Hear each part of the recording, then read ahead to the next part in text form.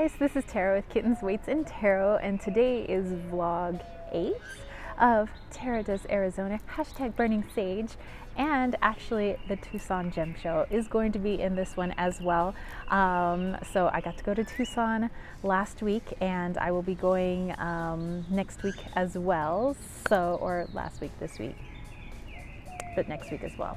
Yeah. No, this week. Okay, never mind. So it's like 2.5 weeks is Tucson. I got to go the first week. I'll be going this week, and then I will go at the very end.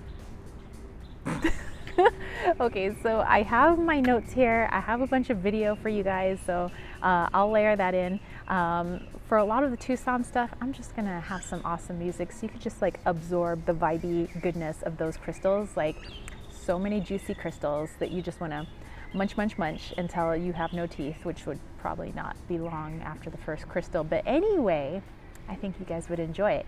Okay, so let's roll back to the 7th last week. I got to go to my very first Tucson Gem Show, and it was the Kino show. I heard that this was a much smaller show. Like usually it's just tents everywhere and crystals everywhere. So it's maybe like a third of the size that it usually is. But I still had a lot of fun. I still felt like there was a lot of tents. You know, I mean, I don't have anything to base it off of, because in San Diego, we would have a San Diego Gem Fair that would come. But it was just in one big building, you know, at the Scottish Rite Center in Mission Valley. And then I have gone to the one in Orange County, which is much bigger, but this is like way bigger than those. So for me, like, it was like, oh my gosh, there's so many crystals and so many wonderful people, and the crystal vendors are like the nicest people you ever meet, kind of like the people here in Arizona. Like, they're super nice, and I'm really enjoying it here. Yeah, I mean, maybe it's smaller, but I still had a ton of fun, so I wasn't like bummed at all. So yeah, at Kino there was just everything, like not only crystals, but there's also like tapestries. You can get clothes. There's like cool shoes that you can get from like Indonesia, and so many wonderful things. I ended up walking away with a few personal pieces. So one of those is this ginormous like quartz that comes out of Brazil, and it's, my gosh, there's so much going on with this. I just got I did my very first meditation with it. It was like out of this world. Like, the spirit inside of it, his name is Estancia, and she says she's from Lemuria, and that I should remember her because that's where I'm from as well. And it was just, I don't know, fantastic downloads. Can't wait to work with that crystal again tonight. But I also got from the Brazilian booth, it's an celestial quartz, but it has dissolutions of epido, meaning that there was epido there, quartz kind of took it over, and then the epido kind of dissolved, but it still left traces of itself. So there's still like markings of where there used to be that, and it's I was looking on the web, and I think that due to a high pH is what causes certain crystals to dissolve, you know, and this dissolution to happen. But if you look very closely inside and use like a magnifying glass, there's little pieces of green epido in there. It's just like magnified, so crazy. So it's a very grounding stone. I have grounding stones, but never have I ever put something in my lap and just was like, boom. This is where we are right now. We are dead center on like Earth right now. You know, it's like, so for me, that's fabulous because I'm an air sign. I have a ton of air in my chart. I have 0 Earth in my chart. So I need a lot of help when it comes to grounding, like me especially so. So that was a perfect crystal. They also threw in another crystal that is, it's also a quartz celestial, but it has pieces of hematite in it. So there's these like little, so it's also very grounding, but to me not as grounding as the one with the dissolution epido in it, because that was like crazy grounding.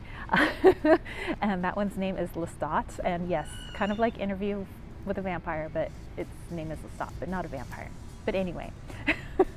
So anyway, that's what I got from the Kino show. Plus I picked up a ton of like witchy supplies and like other crystals and lots of goodies for my witch shop that's coming up. So you guys know that I have Kittens, Weights, and Tarot. You know, I obviously got my YouTube channel, and I have like my other social media, and I have my Etsy shop and my website. But I'm opening up a separate witchy shop that is more of my magical side. I mean, I try to incorporate it here, you know, but I do so much with this channel, you know, and I try to have so much fun with you guys and all the various aspects of myself. But that one is going to be just one aspect of me. It's mostly focused on like my practice, my witchy practice. And so all of the tools and all of the things that are in the shop are things that I like. And I'm hoping that other people like them too.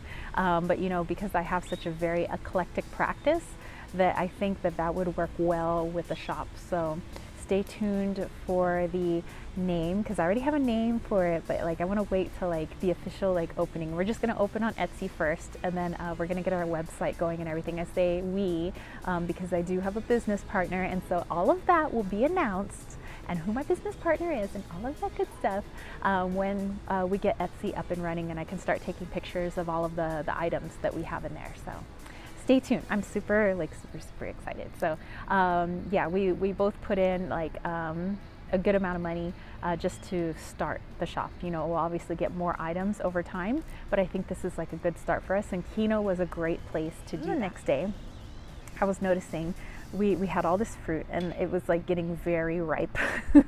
So it was like on its way out, and I was like, okay, before this like gets a little too ripe for consumption, like let's start eating this. And I had a whole pineapple. It was like perfect. It was ready to be chopped up like that day. We chopped it up. It was major delicious. And so I'm like, okay, let's make a pina colada smoothie. So I made myself a pina colada smoothie for the two of us, and well, myself and yeah, there was two of us. And I wanted to get it as close to pina colada as I could without the alcohol. And I think it did a fantastic job. So yeah, it was just, I used like coconut milk, and there was like a little bit of almond milk in there, some vanilla extract, and yeah, pina, so pineapple.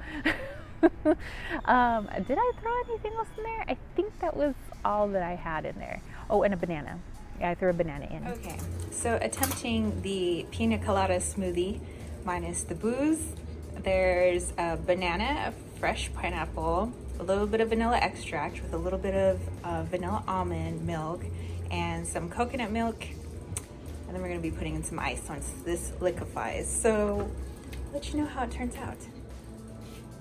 Okay, this is our pina colada smoothie.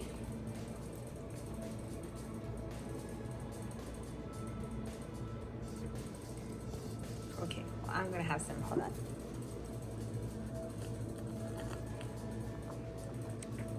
Oh, you guys, that's pretty good.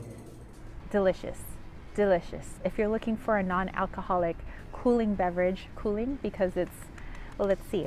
I'm sitting in the shade here. Ooh, at 5:55, nice. Numerology, folks. And it's 91 degrees. So I'm looking for cooling drinks. On the 9th, the next day, went back for a second day at the Tucson Gem Show. I was there with James from Light of Riga. So many of you have maybe saw that he was tagging me on his Instagram. So yeah, we went together to, well, we went to Kino, and we also went to the second one. And so I had to write down the places that we went, because we went to kind of like 3 little shows within, you know, the second day there. So we went to Pueblo, we went to Rapa, and we went to, it was either the Days Inn or Granada, but whatever's where we went. Amazing crystals. There was the big giant crystals, you know, the kind that you can like look into and you're like fascinated on how something this large came out of the earth. Like you're like, really? Because you see like amethyst, you're like, oh, that's a cute little amethyst. And then you see a freaking cave made out of amethyst, and you're like, you know, so it's like, it could, I was a little overwhelmed the first day. I had to learn how to like really ground myself around this much energy. Second day we went there, I was fine. You know, I didn't need any help with grounding or anything, but found an amazing size like Herkimer this big for under $100. Like I was like, because I paid good money for like a Herkimer this big, and I thought that was a big Herkimer, but no, I got one like this big. And it's beautiful.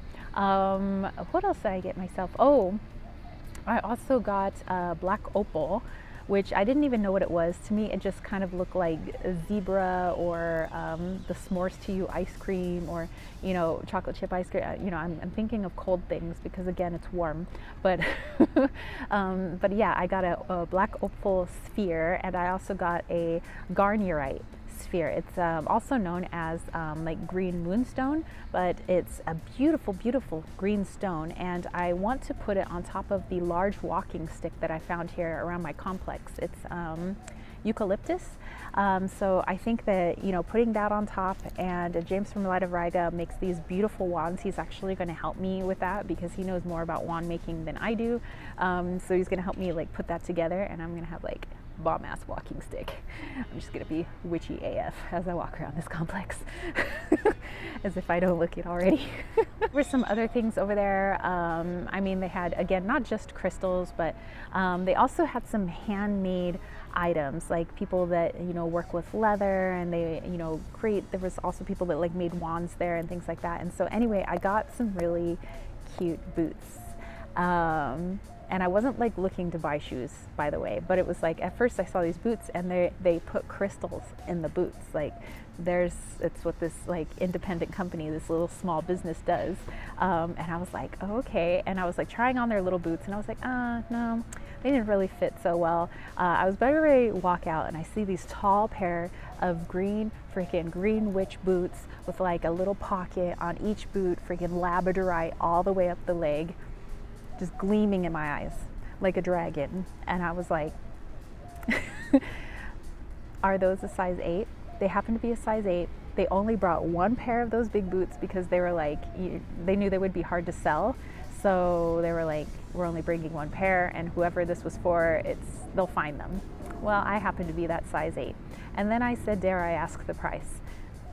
It was a pretty penny, but you know what? They're handmade leather boots with woven labradorite put inside there with the little pockets and everything. I got to meet the person who made all of these things. He was this really cool Egyptian guy. We got to talking about, he said he was Egyptian because he was looking at my last name. My last name translates to Egypt, and he was asking if I'm Egyptian, and we got to, anyway.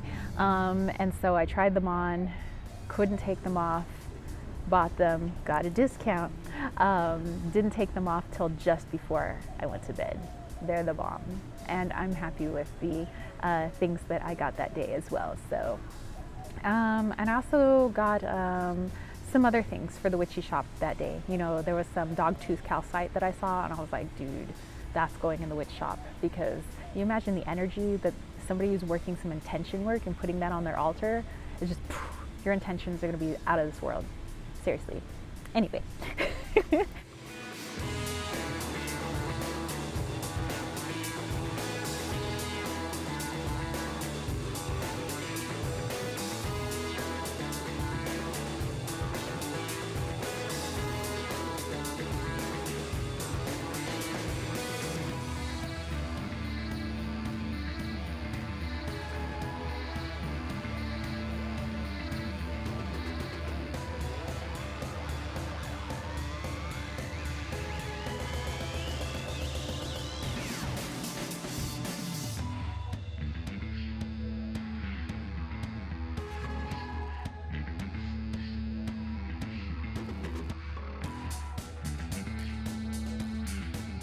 On the 11th, my godson Trey turned 12. He's a preteen, you guys. I can't believe it. He still looks like little to me.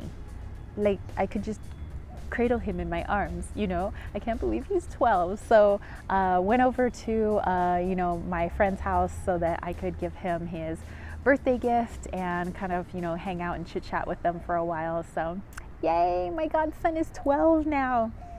No. Give me it. Take the slappy hand. Now.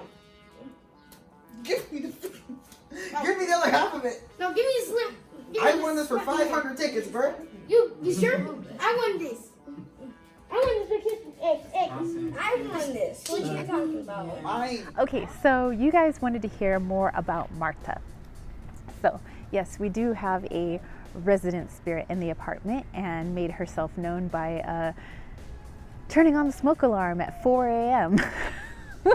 We had absolutely no candles going, no incense going. There was nothing going on in the apartment. And I wake up groggily and I'm like, what the heck is that sound? It's the freaking smoke alarm going off at 4 a.m. And I'm like running over, like, how do you turn this stupid thing off?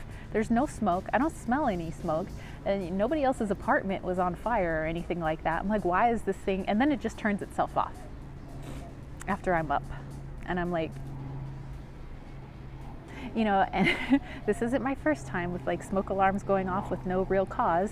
When I was growing up in Chula Vista, our smoke alarm, the one that was just in between all the bedrooms of like my parents, my brother, and myself, used to go off like almost every night at 3 a.m. on the dot, until my parents decided to dismantle it and take it out because we couldn't stand being awoken by 3 a.m. all the time. So my dad was just convinced that there was some short in the house or something, but it didn't affect all the other smoke detectors. And of course we didn't have a smoke detector problem after that because my father ripped it out of the ceiling. But I live in an apartment and I cannot rip my smoke detector out of the wall. I'm pretty sure I'd get charged for that. Or booted out, or both, who knows.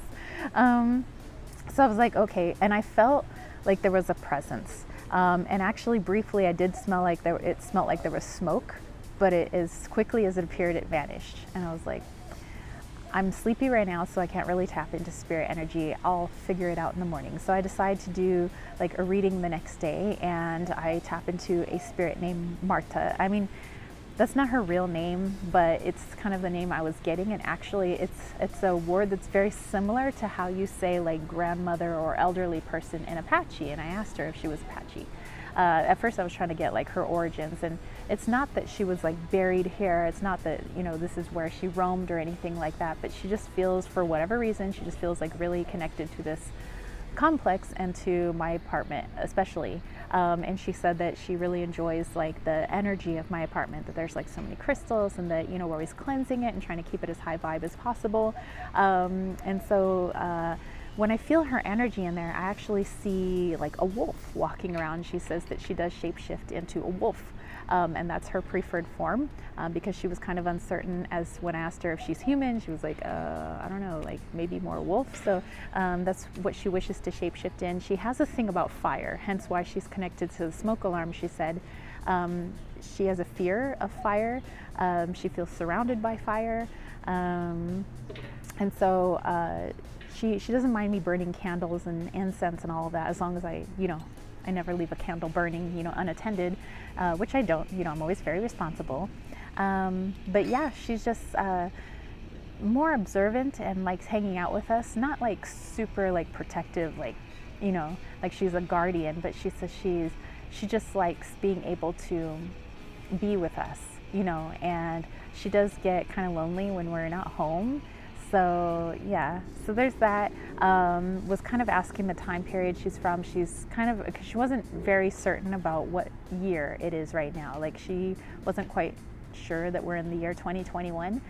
She's kind of like in between, where she kind of still sees it as the world that she left, and kind of the world that we're in now. It's like superimposed on top of each other. So she's from the 18th century, so the 1700s. And she was kind of used to everything just kind of being like none of this stuff obviously being here. She says she is with two other spirits who are from the area, but they're just friendly. They just hang out, but she is the main spirit in the apartment.